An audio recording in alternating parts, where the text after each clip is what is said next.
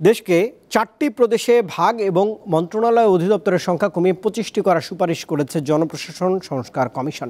এছাড়া টঙ্গী থেকে নারায়ণগঞ্জ পর্যন্ত বাড়িয়ে ঢাকাকে সিটি গভর্নমেন্ট বা ফেডারেল সরকার করার প্রস্তাবনা দেওয়া হয়েছে। দুপুরে জনপ্রশাসন ও বিচার বিভাগ সংস্কার এই দুই কমিশন প্রধান উপদেষ্টার কাছে প্রতিবেদন তুলে দেন। রাষ্ট্র সংস্কারের জন্য অন্তর্বর্তী সরকারের গঠিত 11 কমিশনের মধ্যে আরও 2 কমিশন তাদের সুপারিশ প্রতিবেদন প্রধান উপদেষ্টার কাছে জমা দিল। বুধবার দুপুরে রাষ্ট্রীয় অতিথি ভবন যমুনায় বিচার বিভাগ সংস্কার কমিশনের প্রধান সাবেক বিচারপতি শাহ আবু নাইম মমিনুর রহমান এবং জনপ্রশাসন সংস্কার কমিশনের প্রধান আব্দুল মুঈদ চৌধুরী ডক্টর মোহাম্মদ ইউনুসের হাতে প্রতিবেদন তুলে দেন। পরে প্রধান উপদেষ্টা তাঁর বক্তব্যে বলেন, দেশের নাগরিকদের যে অধিকার রয়েছে তা আগে প্রতিষ্ঠিত হয়নি। তার আশা সংস্কারের সুপারিশগুলো বাস্তবায়ন হলে সেই অধিকার প্রতিষ্ঠিত হবে। যে সংক্ষিপ্তসার যেটা আমাদেরকে দিলেন সেটাতে এত আশা জায়গায় সত্যিকার ভাবে নাগরিক হিসেবে অধিকার ফিরে পাবো।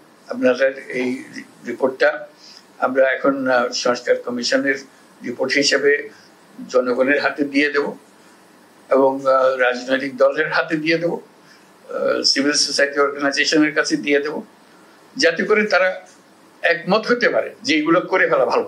পরে সংস্কার কমিশনের সুপারিশ প্রতিবেদন নিয়ে ব্রিফিংয়ে বিস্তারিত জানায় প্রধান উপদেষ্টার প্রেস উইং। জানানো হয়, জেলা ম্যাজিস্ট্রেট ও জেলা প্রশাসক এবং উপজেলা নির্বাহী কর্মকর্তার পদবি পরিবর্তন করার সুপারিশ করেছে জনপ্রশাসন সংস্কার কমিশন। দেশটাকে 4টা প্রদেশে ভাগ করার সুপারিশ করা হয়েছে।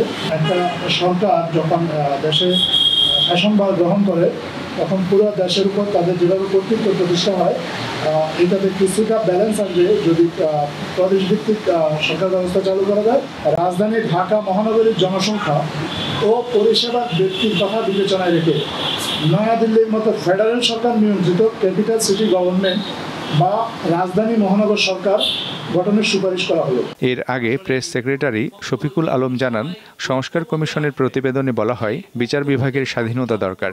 দেশের অ্যাটর্নি সার্ভিস অর্থাৎ পাবলিক প্রসিকিউটরদের নিয়োগে রাজনৈতিক আদর্শ বাইরে রাখারও সুপারিশ করা হয়। নির্বাচন প্রসঙ্গেও কথা বলেন তিনি। কনসেনসাসে যেটা রিচ হবে সেটাই সবাই সাইন করবেন, পলিটিক্যাল পার্টিগুলো, এবং সাইন করার পরে যেটা দাঁড়াবে সেটাই হবে জুলাই চার্টার।